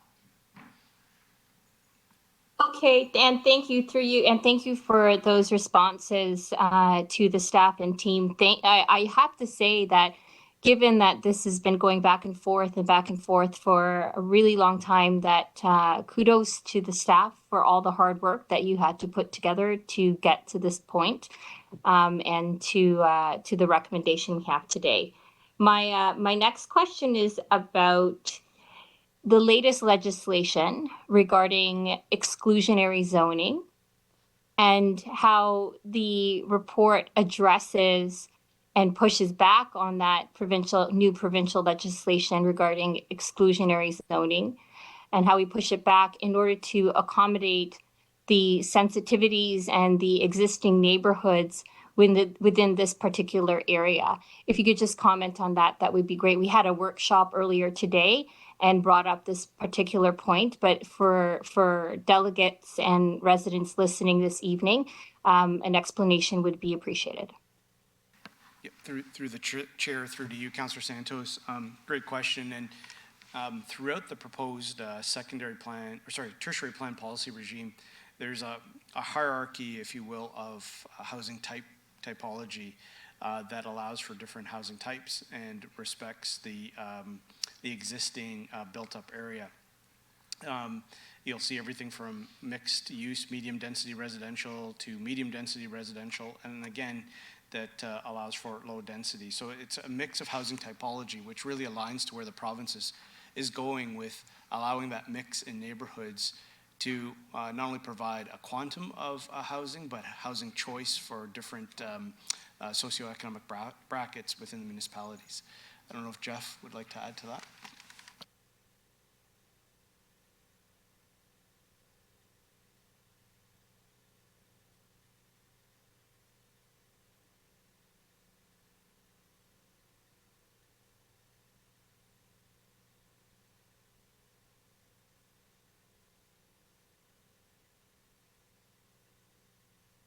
Areas. So we have very little greenfield land remaining, and these pockets we have to look at meeting the needs of the province and that aspect of what's referred to as inclusionary zoning, and meeting the full spectrum of housing needs in that continuum across the housing needs in Brampton and the GTA. Okay, thank you. And so that kind of is an important point, because in the past, some areas across the, oh, is someone talking? No, sorry, Councillor Santos, carry on. Okay, so in the past, there have been many areas across the city of Brampton that have been exclusionary zoned as a certain type of development. But given the changes to legislation, the provincial government has said, actually, you can't do that anymore. And you need to accommodate for mixed-use housing and to build housing, particularly on transit corridors. And so to the policy that is in this particular recommendation, is there flexibility for us to at least push back and when applications come forward, be more sensitive to the characteristics of the neighborhood? And I think Councillor Keenan and I, after having discussions with staff and discussions with each other, would like to further strengthen that as much as we can in order to preserve some of the characteristics and protect some of the issues related to existing neighborhoods. So staff can just comment on the policy a little bit further. That would be great. Sure. Through to you, Councillor Santos, I'll touch on 2 points. One, with respect to the zoning typology and our inability to limit the type of zoning and housing typology, I think it's important for council, those listening tonight, to understand that the province has really fixed our funding criteria and eligibility to the amount of housing starts that we need to achieve over the next 8 years. And the only way to do that in a realistic manner is to encourage a mix of housing throughout the city, in particular along areas like this. We heard a lot of the concerns from residents about ensuring that we have the appropriate amount of infrastructure to have complete communities, especially in Springbrook and surrounding areas.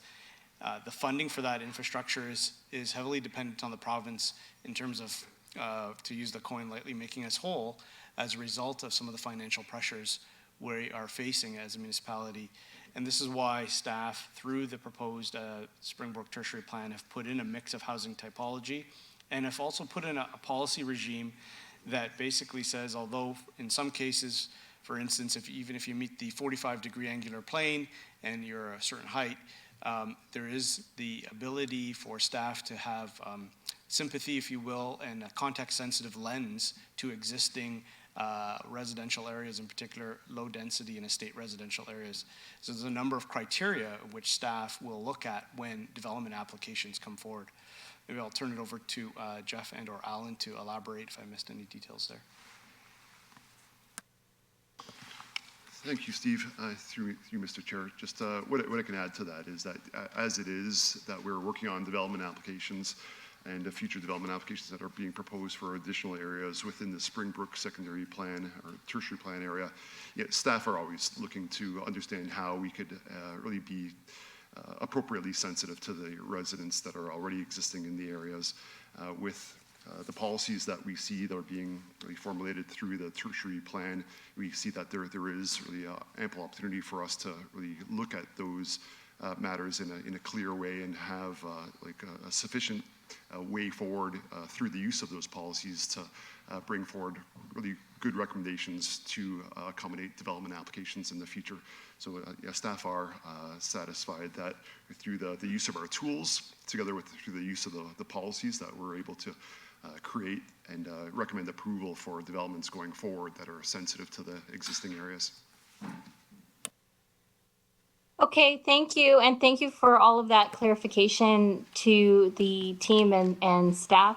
I know that Councillor Keenan has a few comments and questions as well. And then after that, we will both have an amendment to the recommendations to further strengthen some of the concerns or to further strengthen some of the issues related to the delegates and residents. Thank you, Councillor Santos. Councillor Vincente.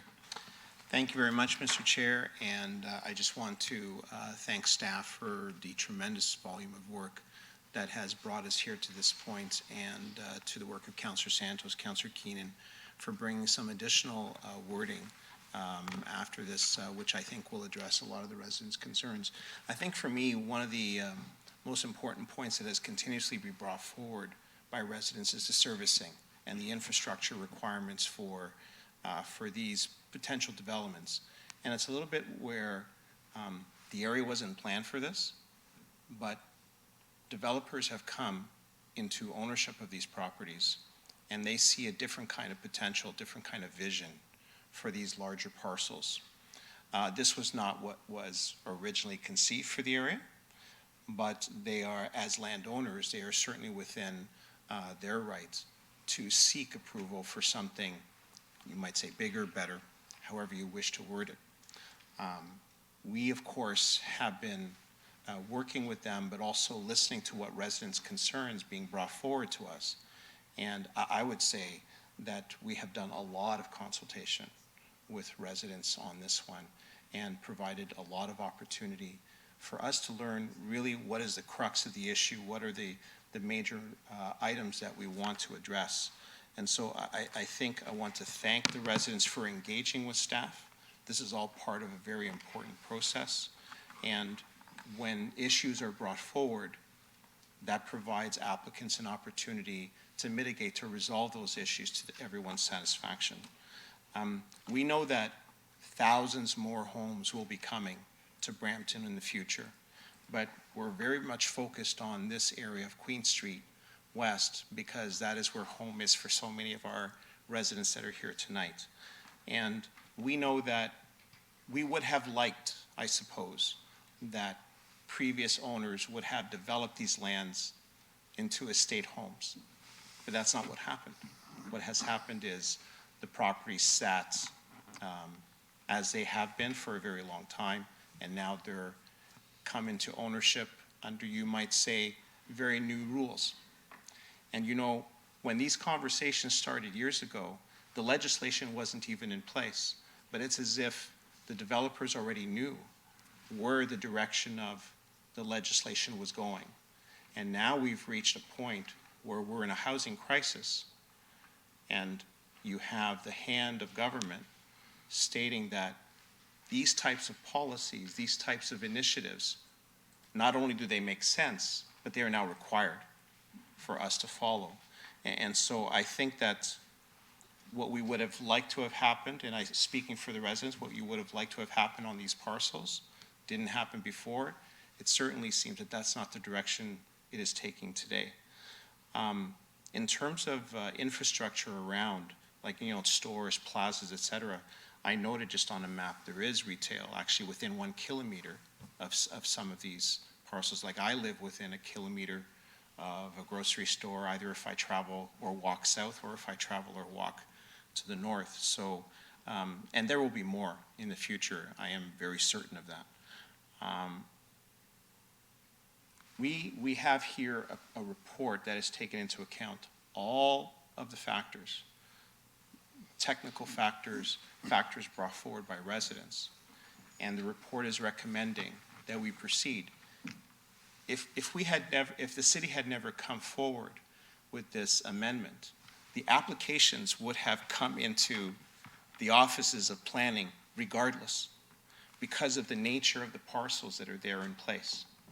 And so staff wisely, you might say, took the bull by the horns and have tried to narrow and manage and control what kind of applications are coming forward. We know that with the Land Appeal Tribunal that exists here in Ontario, that if an application is refused here at the city for not valid reasons, let's say, or for whatever reason, they have another avenue. It's all part of a process that exists. Here at the city is the first step. The Land Appeal Tribunal is a different step that any applicant can take. And of course, you've all heard of MZOs, which is yet another process that applicants can take. But that's not what's happening here. We have applicants that have come to the city with applications. We have staff that have responded in kind to put together policies and guidelines that would govern what I would call, and I think what we would all consider, is really very gentle intensification in this area on a corridor. It's not within your neighborhood, it's on the outskirts of the neighborhood, on the edge, on the side of it, if you will.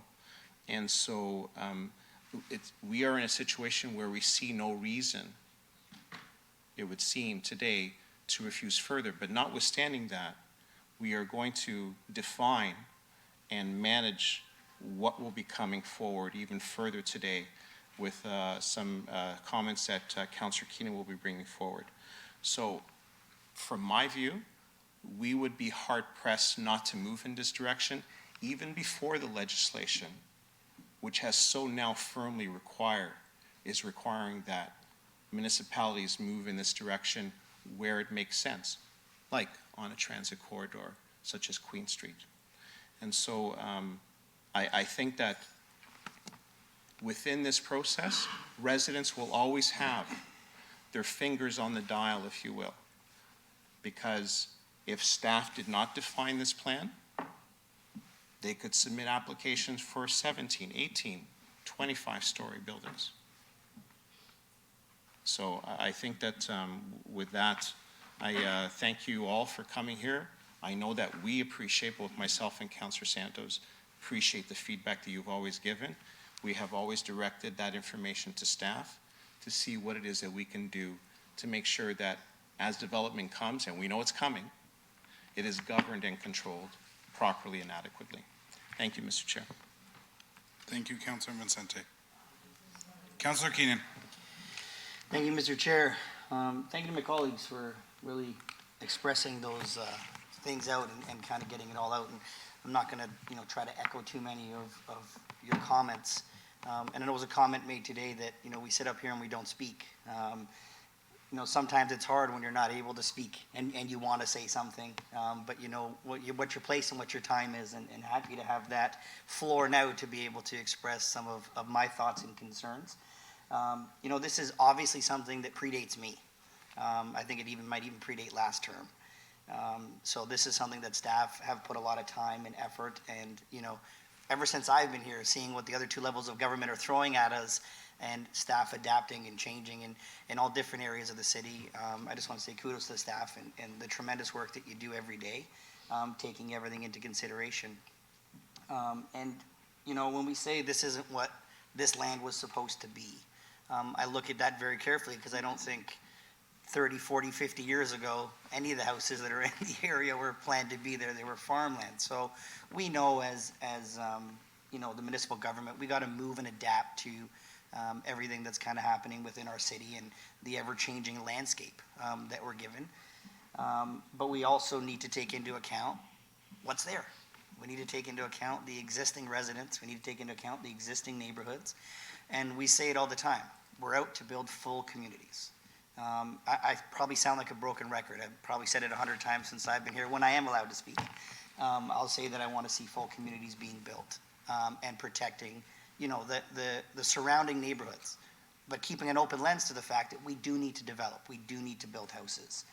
And I've spent hours and hours speaking with my colleagues to do with this area. We've had so many conversations which would bring us to, you know, always being somewhat on the same page as to where we're going with this. And I just have a couple things that I really want to point out or at least get clarification for myself. And, you know, Councillor Santos did touch on it, but I think it's worth, you know, repeating. Just because we may approve, you know, the plan as it is with some minor amendments that we may make today, doesn't mean that that's what's being built. It doesn't mean that we don't have a say in what's going to be built there. And I believe, and correct me if I'm wrong, and anyone from staff, Commissioner can if you like, it speaks to development having regard to the context of existing areas and not solely reviewed based on the 45-degree angular plane. So just because an application that may come forward within this plan that is being presented to us by staff, and it may say this is a 12-story building or an 8-story building, and it meets those things, but it doesn't meet the actual look, feel of that particular spot.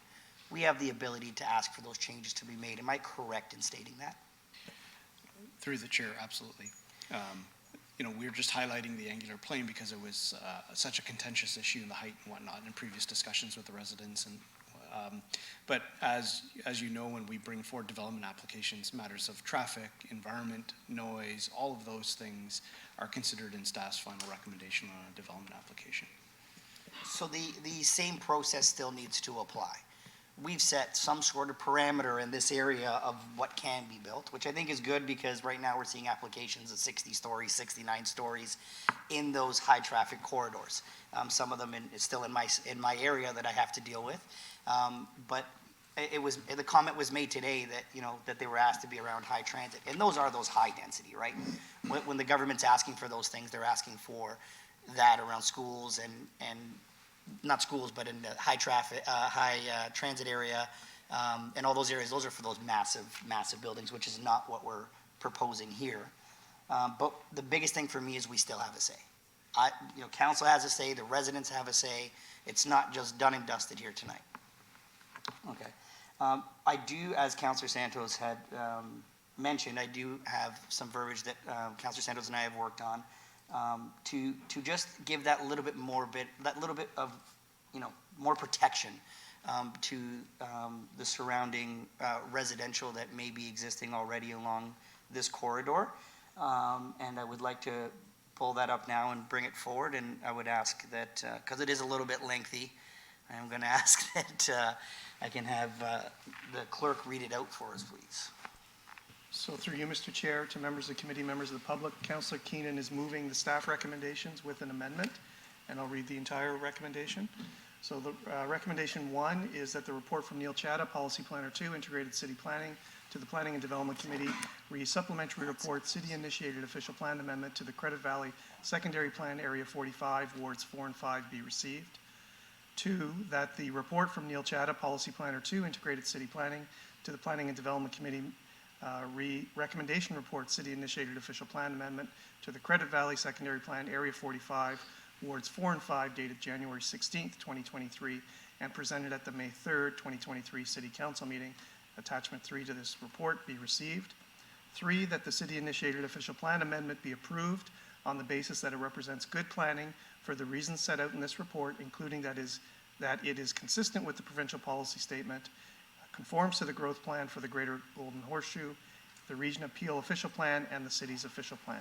4, that the revised official plan amendment, which is generally in accordance with attachment 9 to this report, be adopted subject to the following amendment. Just scroll down. A, whereas the city recognizes the efforts that staff have made on this tertiary plan, it has brought clarity around key issues such as servicing and built form and height. And whereas council has also recognizes that the province and federal government are addressing the housing crisis through intensification, whether it be building along our transit corridors or including 3 additional residential units as of right on residential lots. Therefore, be it resolved that staff be directed to amend Schedule SP 45B of the Springbrook Tertiary Plan to implement a low-density residential designation with an appropriate depth along the periphery of the tertiary plan and adjacent to existing residential neighborhoods not intended to be redeveloped, in order to ensure consistency with the overall character of the Springbrook area and allow for context-sensitive design to be applied in the review of development applications. 5, that approval of the development applications and accompanying bylaws in the Springbrook's tertiary plan area be withheld until the remaining conditions of the Joint and Comprehensive Functional Servicing Report, FSR, have been addressed to the satisfaction of the Commissioner of Planning, Building and Growth Management. 6, that the following delegations as set out as listed be received. 7, that the various correspondence as set out in the agenda as listed here be received. Thank you, Mr. Clerk. Is that all, Councillor? I know we only need one, but I did work on it with councillors. Sorry. I know there's only my name to move it, and I know it's not needed, but I would ask that we add Councillor Santos because she helped draft this with me, if that's okay. Thank you, Councillor Keenan. We can put her on as a secondary. We don't, it's not needed, but, okay, so my turn. May the chair be heard. Yeah.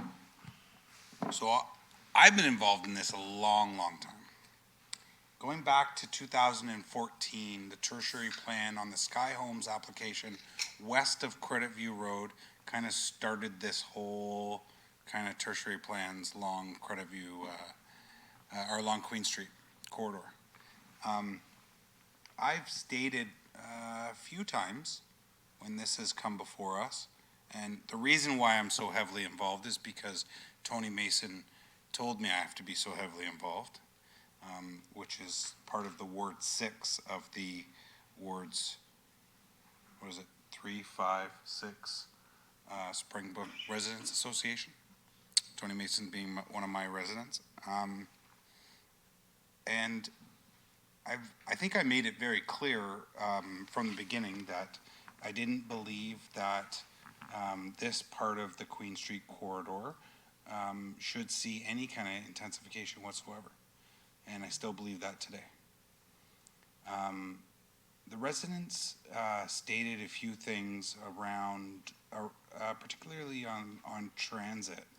And I know we've asked the questions about Queen Street and the transit corridor, but the Queen Street transit corridor ends at a certain spot and doesn't continue west of that spot. I believe it's like McLaughlin, or could come all the way to Chinguacousy. It doesn't go to. There's no what's the MTSA? No, there's no provincial. The province isn't looking at anything west of this particular spot. When they do I'm being told that, I've been told that they're going to, but it's not in the, what do you call when they look at all the planning, EA, that there isn't an actual EA going west of Chinguacousy? Through the chair, the EA by Metrolinx in the business case to Mississauga Road is underway. We have staff from Transit online, I believe, that can speak to it. Doug When Rinker. did that start? I don't recall the exact year, but some time ago now. Close to a year now. Yeah. that their actual EA is moving to Mississauga Road? Because I think when this came before us before, we've asked the question, and it wasn't. There was no EA. There is a current EA that's going to, from the downtown to west to what? Through the chair, it's their preliminary design business case work that's looking at that corridor. So the entire study area is covering the Queen corridor out to Mississauga Road. So the preliminary design business case work is part of their stage gate process. That'll eventually end up in a TPAP, which is the Transit Project Assessment Process under the EA Act. Under the EA Act, and is the current EA is the current EA that's being worked on right now, how far west does that go? To Mississauga Road. And that's an extension of an older EA? As far as I can tell from their priority bus network, their program, it's included Mississauga Road. It did not include all the way to Mississauga Road before. At one time, the EA only went to, I believe, Chinguacousy Road, and that was it. So they may, we can check that, they may have reconsidered. I know some of the discussion had been on what the form of the rapid transit along that corridor would take based on need, because, the premise is always that we're looking at a segregated right-of-way, whether it's LRT or BRT. And that, at that point, we're going, as you recall the history, we're going back 10 years or so. We were looking at that constrained portion of Queen Street before the province was even getting involved. And at that point, we weren't looking really beyond Chinguacousy Road or beyond Credit View Road, really, for that matter, where things narrowed down. But now with the widening, with the province's Metrolinx's plans going forward, it's in their program. The study is looking out to Mississauga Road. And that's something that they determined, right? I don't think we ever requested it. We consult, we're on, our staff is on a technical advisory committee that advises Metrolinx along with other municipalities. So we've certainly been made aware of their plans. We're certainly advocating for those connections as well. The objectives here are really to provide to Mississauga Road, then to provide the connections north-south on Mississauga Road. So they're creating that higher order transit grid. Yeah, because it wasn't going to be a back and forth. It had to go north or south. That's right. You couldn't just turn around in the middle of Mississauga Road. I think city staff and transit staff, if I can speak on their behalf too, would have been looking at that connection up to Mount Pleasant Station from Mississauga Road. But there's with Zoom? Yeah. Okay, so I guess as we talk, I get a little bit more confused because current Mississauga Road has Zoom. So I don't know why there would be a loop going up or down when you have the north-south Zoom corridor already. I think what they're looking at with the high order transit on Mississauga Road is actually taking it south as well, right? All the way to Lisgard eventually. To connect to that grid where we have it across Steeles, yeah. Okay.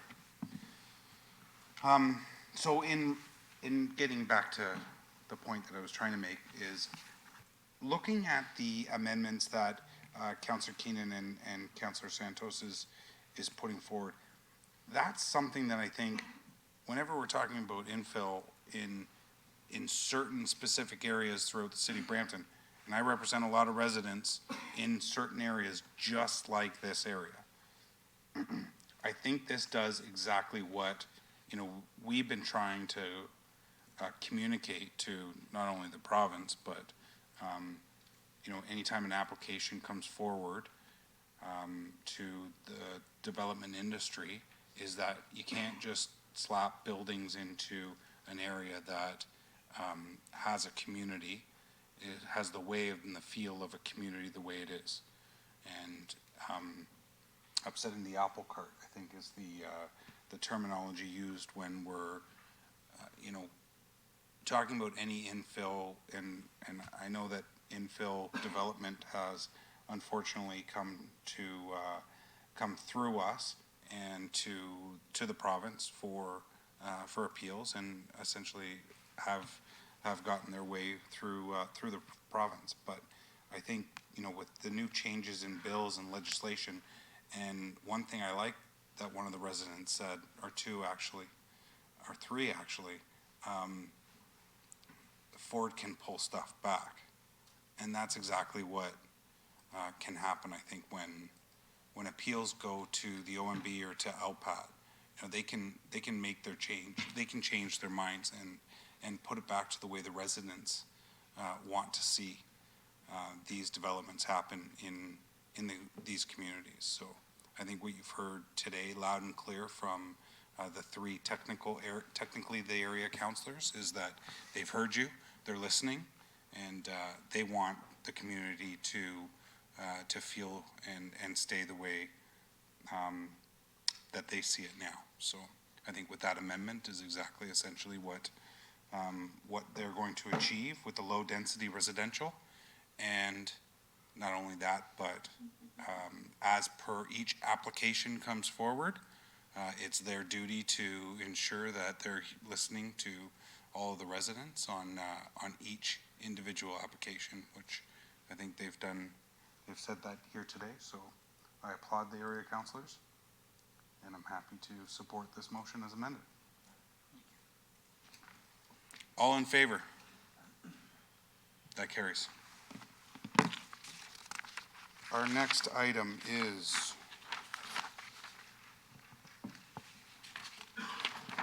that was 7-6. 7-6 was referred to 7-6 staff. was referred. 7-2, that was done. All those ones are done. 8, 9, referred matters list. Sorry, through you, Mr. Chair. We have 7.7. That Oh, was I held brought by it and then Councillor crossed it out. Singh. Yes, There held was by a Councillor Singh. Correspondence 11.6. Staff report, city initiated zoning bylaw amendment 5556, 5600, and 5620, Countryside Drive, Ward 10, the development of a permanent office and associated outdoor storage use on site. Councillor Singh.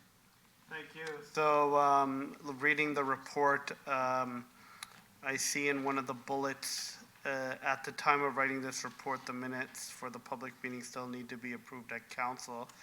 And before that, it says, no written correspondence expressing concern or issues with the proposed amendment were received. We've clearly now received some correspondence from one of the landowners. So has that correspondence, I guess because it's received today, has not been incorporated into the report, correct? Through you, Mr. Chair. The correspondence was just received late this afternoon. Late this afternoon. Okay. I'm looking at the correspondence, and there are some issues regarding that. Area 47's been approved since 2014. The area has been designated industrial for 2014. Am I wrong on that? The secondary plan is all purple in that area, which means industrial since 2014. I'm assuming there was public consultations for secondary plans at that time. 100%. So can I get affirmation if that's true or not? Through you, Mr. Chairman, I can't confirm when the actual dates were of the passing of the secondary plans, but I can confirm that the area is, yes, heavily planned for industrial uses in and around, including the subject property. So it was adopted, it says it's September 10th, 2014. So, yeah, to Commissioner Ganesh. Yeah, through the chair, I would just also add that all development applications since that adoption in 2014 have come before council. So affording any member of the public to speak not only to the secondary plan that was adopted in 2014, but those particular applications. Okay. So this area is going to be industrial. It's pretty clear. We know that we've dealt with these applications. However, looking at this correspondence, it's more about the application itself and the way I think things were done. Things were done. I think the exact language was the proposed development scheme. And out of respect, because we have not yet looked at this, I just think because it's from one of the landowners in particular, I would ask the staff to look at it, see if there's anything we need to incorporate before bringing it back for final ratification, because it is from one of the landowners. And I think that would be fair. I know it was given today, but I think I think that would be the prudent way forward. Through the chair, through to Deputy Mayor Singh, certainly if that's the direction of committee, we can take that back. I would say that from a quick review of the letter that we received a few hours ago, it would appear that there's a bit of a legal challenge to staff's application of a holding symbol on the subject lands. I'll just take this opportunity to let the committee know the official plan has policies that allow the city to use a holding symbol just for these types of purposes, land assembly, to ensure comprehensive development of lands. But certainly if there's a desire to meet with the applicant and their legal counsel, we can certainly arrange that prior to bringing the enacting zoning bylaw to council, if that is the will of committee today. I think I just want to dot or either cross our T's before we get there. So I'm just going to refer it back for now. Because it's legal, we'll let legal respond as well and give their opinion. And then if legal says it's kosher, and we'll pass it, okay? So I'll put a referral back to staff, and we'll take it from there, okay? And staff can bring it back after they've done their due diligence, okay? I'll move that referral back to staff. Okay, but we don't have to have that come back to planning, right? We can. Yeah, have I'll come leave to it, council? once legal looks at it from their lens, since from lawyers, I think it's appropriate for legal For to sure. look at it, then we'll move it, no problem. Okay, so item 7.7 and correspondence 11.6 be referred back to staff to come back at the next council meeting, regularly scheduled council meeting. Yeah, that's 3 weeks. October 18th, yeah. All in favor? Carried. Our next item is correspondence 11.1, correspondence from the Honorable Paul, did that go into consent? Paul Calandra, Minister of Municipal Affairs and Housing, dated September 6, 2023, proposal to return lands in Ajax to the Greenbelt. Item be received. All in favor? That carries. 11.2 was received as part of the amendment. 11.3 dealt with. 11.4 dealt. Perfect. Councilor question period. Any members of council that have any questions? Seeing none. Public question period. Are there any members of the public that would like to come up and ask any questions about any item that was on the agenda today? This is an opportunity for any of the public to come up before us and ask any question that they would like to ask on any item of the agenda today. Please state your name and address for the record. Sure. Samir Shah, Alban Markle Drive, representing CBRA. Thanks everyone for your time and consideration. Just from a common public perspective, what's the summary of the consideration here for SPA 45 in simpler terms for residents to understand? So if that can be answered, that would be good. For sure. Steve? Through the chair, through to the delegate, in essence, what the committee has asked is that staff basically look at the the schedule that would go along with the secondary plan and ensure that lands adjacent to existing low-density residential areas and the appropriate depth of those lands have not only context and sympathy for the existing communities, but have a designation that is similar to those communities. Staff need a little bit of time to do that sort of mapping exercise, so the referral back to staff would allow the staff to do that and bring it with the enacting zoning bylaw to implement the official plan. Thank you. I appreciate that. Thank you. Thank you very much. Anybody else?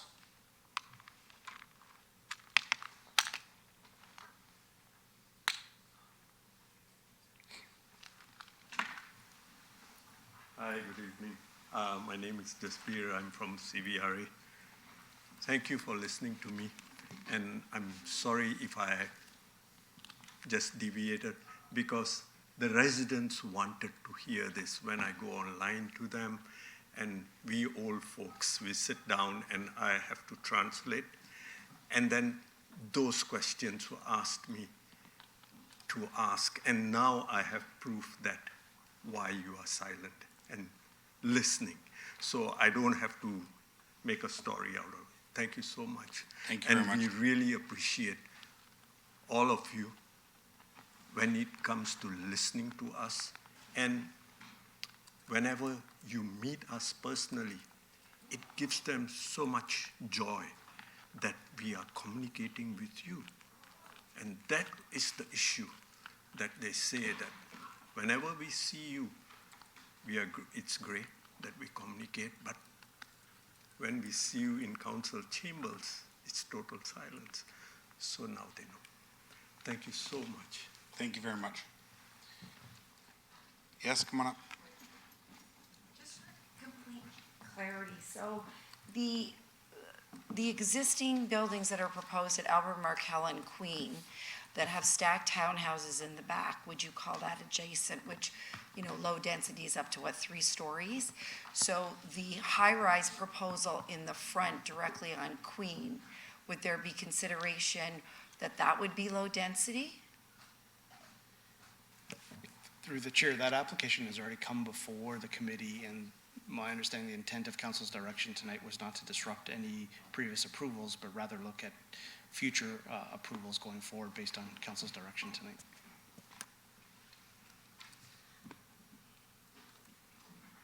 That doesn't help. So it's only future proposals that will have Anything that's been consideration. approved, we can't go back, go back in time. Thank you for your Back forward, questions. Kim. Come on up.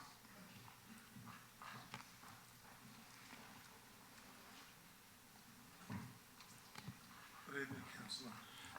Idris Arun here from the same neighborhood. Just a quick question for clarification.